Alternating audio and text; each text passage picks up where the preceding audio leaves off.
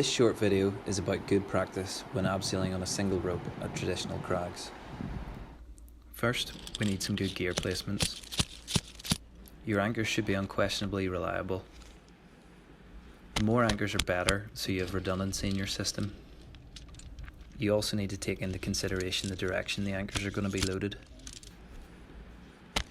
Next, you should equalise the anchors.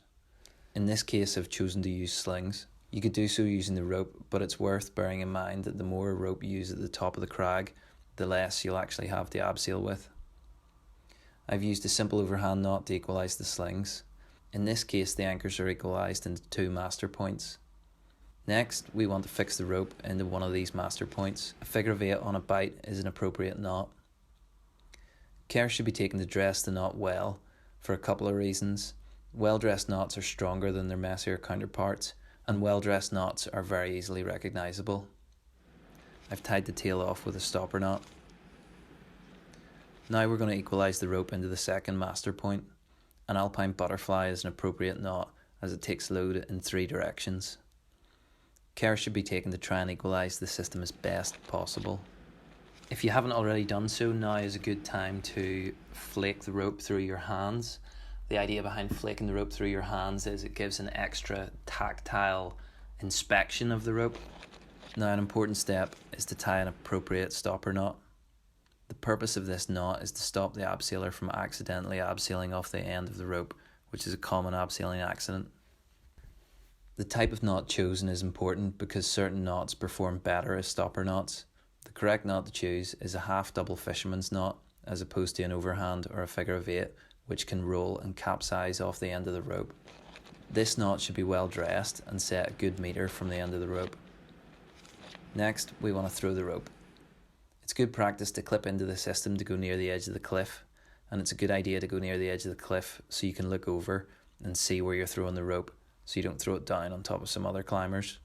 Shout rope as a call to alert others that there's a rope coming down.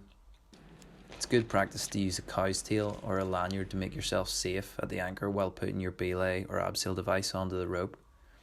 Care should be taken to load your device correctly and clip it directly into the belay loop. You can do a function check before you unclip the cow's tail from the anchor. If available, take advantage of a buddy check before you go over the edge, and it might be a good idea to fix a rope protector if you feel the edge of the cliff is likely to damage the rope. You can tie a catastrophe knot, usually an overhand on a bite, a metre or so down the rope. This is a good habit to get into if you're considering going hands-free, like in this case, to fix the rope protector.